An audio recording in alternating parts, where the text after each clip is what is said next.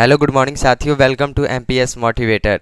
शिक्षा का यह ऐसा प्लेटफॉर्म है जिस पे आप अपने घर पे रहकर अच्छी शिक्षा को प्राप्त कर सकते हैं। हम लोगों ने क्लास 10th का जो चैप्टर नंबर 2 अम्ल भस्म तथा लवण था उसका पार्ट 1 वीडियो हमने देख लिया है। यदि आप उस वीडियो को नहीं देखे हैं तो उस वीडियो को आप देख सकते हैं। और आज हम क्लास 10th का जो चैप्टर नंबर 2 है उसका पार्ट 2 लाए हैं। इसमें एक टॉपिक है, जैसे हम लाइन बाय लाइन टॉपिक्स को बताते चलेंगे, आप उस पर ध्यान दीजिएगा। सांद्र अम्ल के बारे में ज़रा समझिएगा। अम्ल के बारे में हमने आपको उसी दिन से क्लियर कर दिया है कि अम्ल उसे कहते हैं जो स्वाद में कैसा होता है, खट्टा होता है। भस्म क्या होता है, स्वाद में कड़वा होता है। और लवण को आप जब खाइएगा तो वह आपको नमकीन लगता है। ठीक है, तो जैसे ये सांद्र अम्ल जो है, यह सांद्र अम्ल में क्या आया बात कि जब विलयन में, मतलब क्या है कि कोई विलयन होगा और वह विलयन में क्या हो जाए, अम्ल की मात्रा ज़्यादा चला जाए तो उसे हम क्या कहेंगे, सांद्र अम्ल। तो ये तो सिंपल है, लेकिन यहाँ पे बच्चे को ज़्यादा दिक्कत आता है कि सर विलयन क्या है। तो देखिए, हम विलयन में आपको बताएंगे कि विलयन दो प्रकार के होते हैं, एक समांगी मिश्रण होते हैं, एक विसमांगी, जिसमें को आप देखते हैं। तो जैसे क्या हो कि कोई भी दो या दो से अधिक पदार्थ जब मिलेगा तो वह कैसा होना चाहिए, समांगी होना चाहिए। मतलब क्या है कि उसमें कोई खरोच नहीं आना चाहिए, उसमें मतलब कोई गंदगी नहीं होना चाहिए। उसी को हम लोग क्या कहते हैं, समांगी मिश्रण कहते हैं। तो विलयन में क्या हो जाए कि विलयन में अम्ल की मात्रा अधिक हो जाए, अम्ल की मात्रा अधिक। एक शब्दों में नोट्स के लिए एमपीएस मोटिवेटर से संपर्क करेंगे। ठीक है, तो देखिएगा, सांद्र अम्ल में बताया गया आपको कि विलयन में अम्ल की मात्रा क्या हो जाए, अधिक हो जाए। तो विलयन में हमने आपको कह दिया कि जब दो या दो से अधिक पदार्थों का समांगी मिश्रण ही क्या कहलाता है, विलयन कहलाता है। तो विलयन में क्या हो गया कि विलयन में अम्ल की मात्रा कैसी हो जाएगी, अधिक हो जाएगी। तो जैसे आप देखते हैं अम्ल में, जैसे उदाहरण जैसे आ जाता है HCl, HNO3, H2SO4। तो HCl को हाइड्रोक्लोरिक अम्ल, HNO3 को नाइट्रिक अम्ल, H2SO4 को सल्फ्यूरिक अम्ल आप लोग कहते हैं।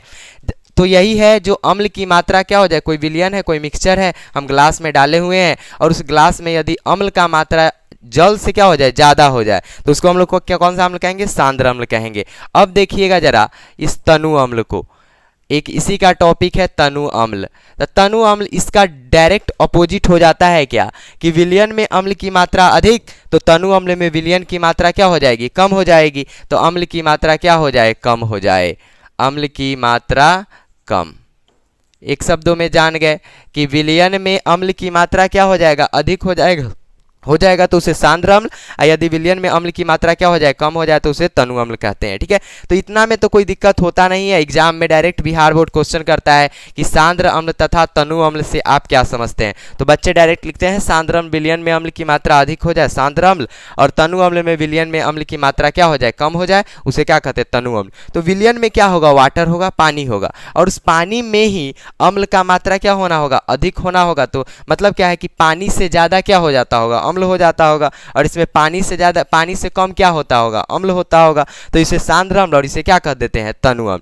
अब एक यहाँ से बिहार बोर्ड हर साल क्वेश्चन किया है, यहाँ पे बहुत इंपॉर्टेंट क्वेश्चन है, इसको आप देखिए। जैसे एक पीएच स्केल आया है, टॉपिक पीएच स्केल, जरा समझिएगा।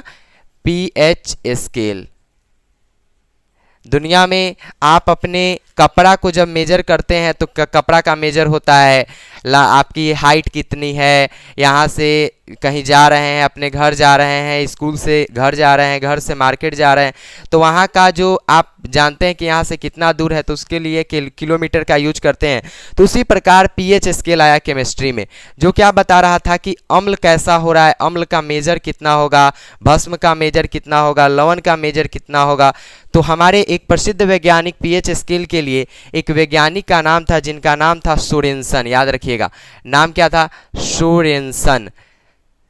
ये वैज्ञानिक ने पीएच स्केल को लाया, डायरेक्ट वह नाम ही रखा पीएच स्केल, जिसको पोटेंशियल हर्ज कहते हैं। तो देखिए, सोरेनसन ने खोज तो किया था 1909 में, 1909 में इन्होंने क्या किया कि पीएच स्केल के बारे में बताया कि पीएच स्केल है क्या। तो इन्होंने पीएच स्केल को डायरेक्ट एक शब्दों में बताया कि पीएच का डायरेक्ट मीनिंग ही होता है शक्ति। क्या होता है, शक्ति, पावर। तो देखिए ये क्या है, सोरेनसन ने डायरेक्ट, सोरेनसन का कोई ज़्यादा उद्देश्य नहीं था, सोरेनसन का डायरेक्ट कहना था कि हर चीज़ का मेजर हो रहा है, तो हम डायरेक्ट अम्ल भस्म तथा लवण पढ़ रहे हैं, तो क्यों ना अम्ल का हम मेजर कर ले कि अम्ल कैसे मेजर हो जाए। तो इन्होंने एक स्केल लाया, एक स्केल लाया और उस स्केल में इन्होंने 0 से स्टार्ट किया। कोई भी स्केल आप देखिएगा तो वह रहता ही है। तो देखिए 0 से उन्होंने स्टार्ट किया और वहाँ यहाँ तक इन्होंने 14 तक ले गया। एक स्केल बनाई ये और उस स्केल में क्या किए इन्होंने 0 से लेकर काउंटिंग किया और 0 से कहाँ ले गए 14 तक ले गए। कौन ले गए? सोरेनसन। कब? 1909 में। और पीएच का अर्थ क्या हो जाता है? शक्ति। याद रखना है, शक्ति। अर्थ इसका क्या होता है? अगर हम पीएच का मतलब आपसे पूछे तो आप डायरेक्ट एग्जाम में आ भी सकता है कि पीएच का अर्थ क्या होता है, तो ऑप्शन होगा शक्ति, तो शक्ति टिक कर देना।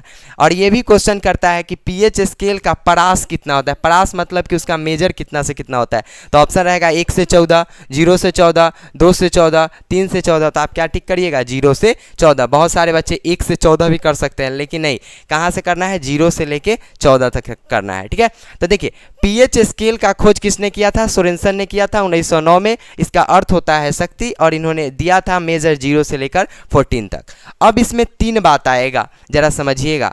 अम्ल, भस्म, लवण। ऑब्जेक्टिव आपका क्लियर हो जाएगा, अम्ल, भस्म, लवण। अब सर मेजर कैसे करें कि अम्ल कैसे पहचानेंगे?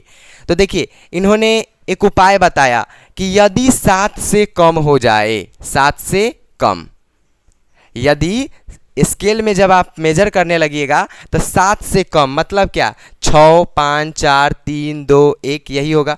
7 से कम, तो ये जो 7 से कम जो स्केल पर शो करेगा उसको हम क्या कहेंगे? अम्ल कहेंगे। ठीक है, फिर भस्म में क्या इन्होंने कहा कि 7 से जो अधिक हो जाए, क्या हो जाए? 7 से अधिक हो जाए।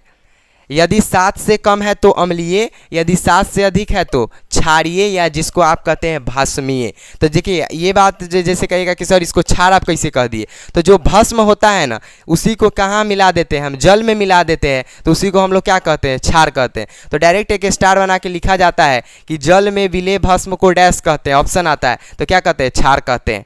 तो यहाँ पे क्या है, अब आएगा क्वेश्चन, यहाँ से देखिएगा कि 7 से कम वाले, 7 से कम वाले को सोरेनसन ने स्केल पे कहाँ रखा है? तो स्केल पे उन्होंने कहाँ पे रखा है? अम्लीय की अवस्था में रखा है।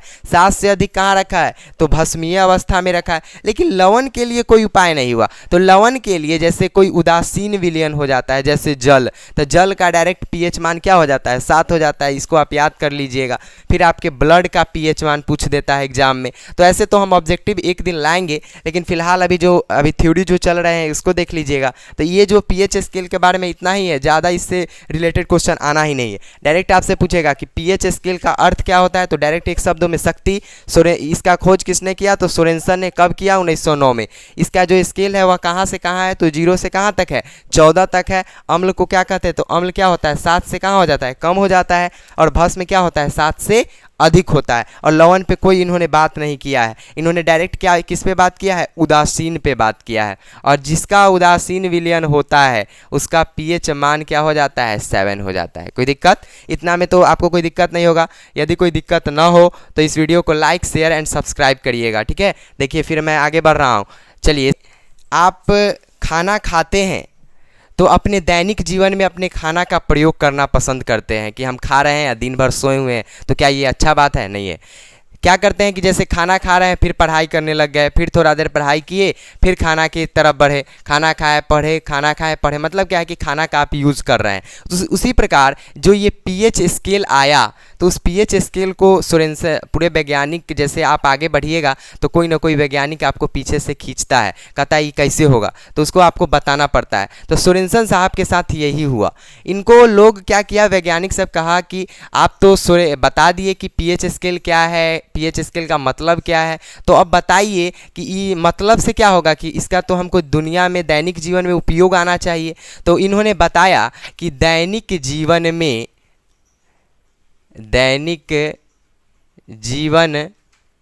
में पीएच का महत्व। अब ये जो पीएच स्केल जो आप देख रहे हैं, ये दैनिक जीवन में इसका क्या क्या काम है। दैनिक जीवन मतलब क्या कि जैसे आप डेली उसका यूज कर रहे हैं, जैसे चीनी, तेल, नमक, ये सब का यूज कहाँ हो रहा है? डेली हो रहा है। तो ये दैनिक जीवन का काम है। तो दैनिक जीवन में आपका, जैसे पीएच स्केल में आपके बुक में भी दिया गया है कि पहला यूज होता है भोजन के पाचन में। पहला यूज कहाँ होता है? भोजन के पाचन में। 1 नंबर रखिएगा, भोजन के पाचन में, मतलब जो खाना आप खाते हैं, यदि आज खाना खाएं तो ये खाना कल होकर पचेगा और पचने के बाद यह अपशिष्ट पदार्थ की तरह निकलेगा। तो खाना जब पचेगा तभी तो अपशिष्ट पदार्थ निकलेगा। तो इन्होंने कहा कि भोजन के पाचन में, जैसे किसी का जो आप देखते हैं कि वोमिटिंग हो गया, उल्टी हो गया, तो उसका मतलब क्या है कि उसको वह ज़्यादा खा लिया है जिसके कारण उसको उल्टी हो गया है।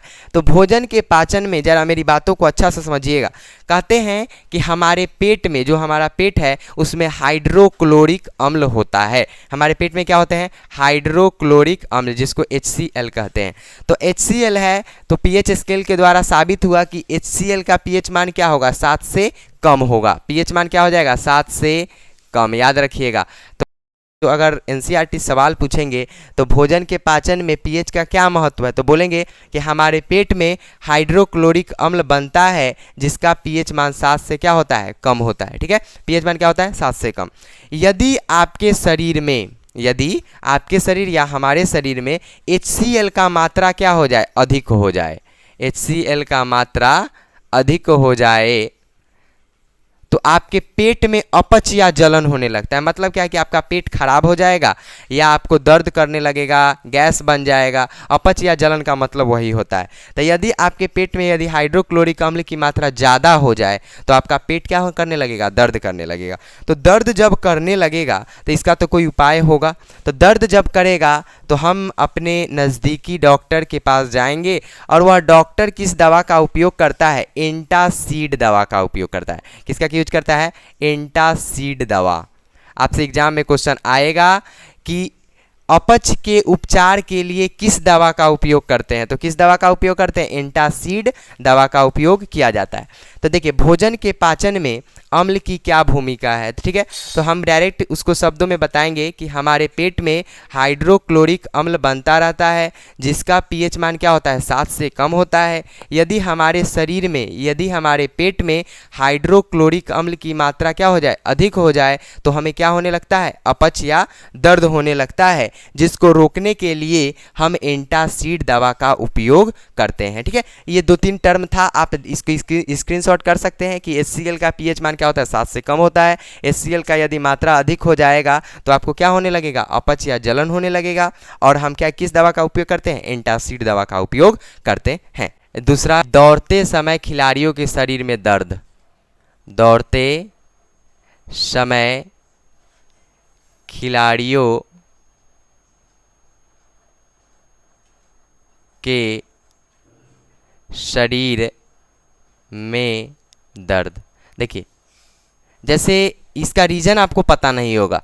अब आपको पेट खराब हो गया, मान लेते हैं, अगर होता है तो लोग डायरेक्ट रीजन क्या देता है कि खा लिया है, ज़्यादा खा लिया तो है ही, लेकिन उसमें क्या है कि अम्ल का मात्रा क्या हो गया है? अधिक हो गया है। यदि आपके शरीर में HCl न रहे तो आप जो खाना खा रहे हो वह खाना आपका कभी नहीं पचेगा। तो एक रीज़न तो समझे कि रीज़न क्या समझे कि हमारे पेट में क्या है? HCl तो है। अगर खा रहे हैं, अगर पच रहा है तो इसका मतलब डायरेक्ट साबित हो गया कि यह HCl है। यदि नहीं पच रहा है तो इसका मतलब क्या है कि HCl का मात्रा क्या हो गया है? अधिक हो गया है। डॉक्टर के पास जाइएगा तो वह एंटासिड दवा का ही उपयोग करने के लिए आपको देगा। ठीक है, अब ज़रा समझिएगा कि जब खिलाड़ी दौड़ता है तो उसको शरीर में दर्द आ जाता है, तो ये ऐसा क्यों होता है? तो इसके भी रीज़न को समझिएगा।